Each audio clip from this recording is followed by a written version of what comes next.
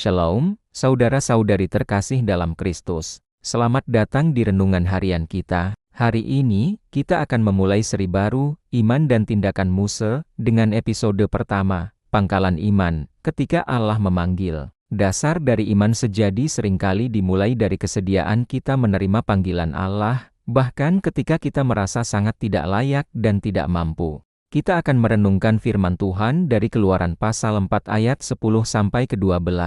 Di sana tertulis, kemudian berkata Muse kepada Allah, "Wahai Tuhan, sesungguhnya aku bukanlah orang yang fasih bicara, baik dahulu maupun sekarang, setelah Engkau berfirman kepada hamba-Mu. Sesungguhnya mulutku berat dan lidahku keras." Tetapi Allah berfirman, "Siapakah yang menjadikan lidah bagi manusia? Atau siapakah yang menjadikan orang bisu atau tuli, pandai melihat atau buta? Bukankah aku, Tuhan? Maka pergilah, dan aku akan memberimu petunjuk pada lidahmu dan akan mengajarkan apa yang harus kamu ucapkan." Ayat ini dengan jelas menunjukkan bagaimana Muse pada awalnya menolak panggilan Allah. Alasannya, ia merasa kurang mampu berbicara. Mungkin kita juga sering merasa seperti itu.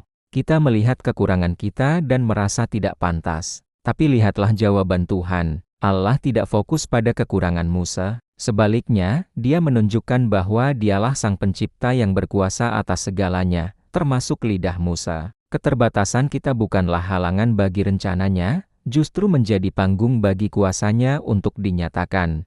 Coba kita bayangkan sejenak kehidupan Muse sebelum panggilan itu. Setelah melarikan diri dari Mesir, ia hidup sebagai gembala di padang gurun. Jauh dari kemewahan istana, jauh dari impian masa mudanya untuk menyelamatkan bangsanya. Ia mungkin sudah merasa hidupnya biasa-biasa saja. Namun, di tengah keterasingan itu, Allah memilih momen yang tepat.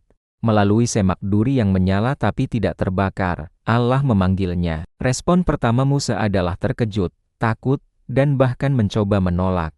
Ia fokus pada ketidakmampuannya. Ini seperti seorang pelatih hebat yang melihat seorang pemain muda dengan bakat tersembunyi. Pemain itu mungkin merasa dirinya belum siap, belum cukup baik untuk pertandingan besar. Namun, sang pelatih melihat potensi yang tidak dilihat oleh si pemain itu sendiri. Pelatih itu kemudian berjanji akan melatih, membimbing, dan menyiapkannya hingga ia menjadi bintang di lapangan. Begitulah Allah melihat kita. Dia melihat potensi yang Dia taruh di dalam diri kita. Sejarah gereja mencatat banyak kisah serupa. Ambil contoh Hudson Taylor, pendiri China Inland Mission. Awalnya, dia merasa sangat tidak layak dan tidak punya dana yang cukup untuk misi sebesar itu di China. Bayangkan, seorang diri dengan sumber daya terbatas, menghadapi tantangan budaya dan bahasa yang begitu besar. Namun, dengan iman yang teguh dan ketaatan pada panggilan Tuhan, dia melangkah. Hasilnya, ribuan gereja berdiri, dan tak terhitung jiwa dimenangkan bagi Kristus, meski harus melewati berbagai rintangan berat.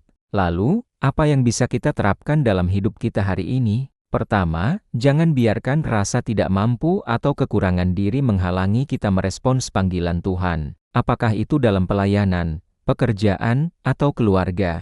Kedua, percayalah bahwa Allah yang memanggil juga yang akan memperlengkapi. Dia akan memberikan kekuatan dan jalan keluar yang kita perlukan. Ketiga, mulailah dengan langkah kecil. Lakukan apa yang Tuhan perintahkan hari ini, sekecil apapun itu. Jangan menunggu sampai merasa sempurna. Mari kita tundukkan kepala dan berdoa bersama. Wahai Tuhan, terima kasih karena Engkau tidak melihat kami sesuai dengan kekurangan kami, melainkan sesuai dengan rencana-Mu yang mulia. Ampuni kami yang seringkali ragu dan takut untuk merespons panggilan-Mu. Berikan kami kekuatan untuk mempercayai bahwa Engkau yang memanggil, pasti akan menyempurnakan pekerjaan yang Engkau mulai dalam diri kami. Dalam nama Yesus Kristus kami berdoa, amin. Sekarang, saya ingin mendoakan berkat bagi Anda semua. Semoga Tuhan memberimu keberanian untuk merespons panggilan-Nya, memberimu kebijaksanaan untuk mengenali suara-Nya, dan memberimu kekuatan untuk melangkah sesuai dengan kehendak-Nya. Amin. Mari kita satukan hati dan mengucapkan doa Bapa kami bersama-sama.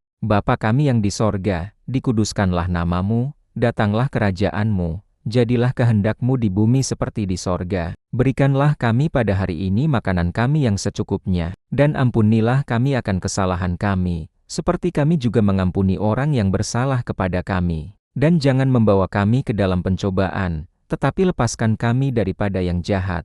Karena Engkaulah yang punya kerajaan, kuasa, dan kemuliaan sampai selama-lamanya. Amin. Ingatlah selalu, Allah tidak memanggil orang yang sempurna, tetapi Dia akan menyempurnakan orang yang Dia panggil. Mulailah hari ini dengan mempercayai rencananya untuk hidupmu. Rencana Allah untuk hidup kita selalu lebih baik dari yang kita rencanakan sendiri. Mari kita hadapi setiap hari dengan iman yang teguh dan siap untuk melakukan apa yang Allah perintahkan. Terima kasih sudah mengikuti renungan hari ini. Jangan lupa untuk like, share, dan subscribe agar kamu tidak ketinggalan episode selanjutnya. Bagikan renungan ini kepada teman dan keluarga agar mereka juga diberkati. Sampai jumpa, Tuhan Yesus memberkati.